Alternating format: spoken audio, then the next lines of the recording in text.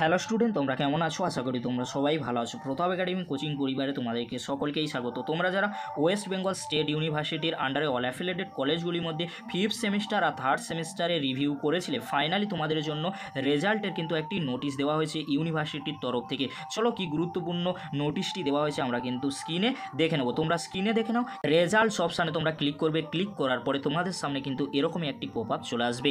Yuji CBCS semester 3-5 review results 2023-24। এখানে তোমরা click করবে। ক্লিক করার পরে তোমাদের সামনে কিন্তু এরকমই একটি ইন্টারফেস চলে আসবে।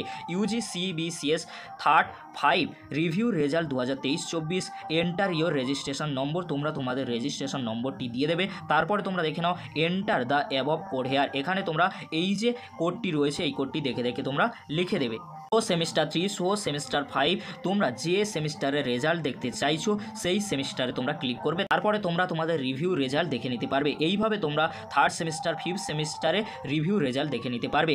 এই ছিল গুরুত্বপূর্ণ আপডেট। ভিডিওটি শেষ করবার পূর্বে তোমাদেরকে বলে রাখি, তোমরা যারা ফিফথ সেমিস্টারে পড়ছো তোমরা সিক্স সেমিস্টারে অ্যাডমিশান নিতে পারবে। তোমাদের যদি ফিফথ সেমিস্টারে সাপ্লি থেকে থাকে, এই বছরের জন্য ইউনিভার্সিটি কিন্তু ছাড় দিচ্ছে। তোমাদেরকে সিক্স সেমিস্টারে এক্সাম দেওয়ার জন্য কিন্তু নোটিশ দিয়ে জানিয়ে দেওয়া হয়েছে। অলরেডি কিন্তু আমাদের চ্যানেলে এই নিয়ে ভিডিও দিয়েছিলাম।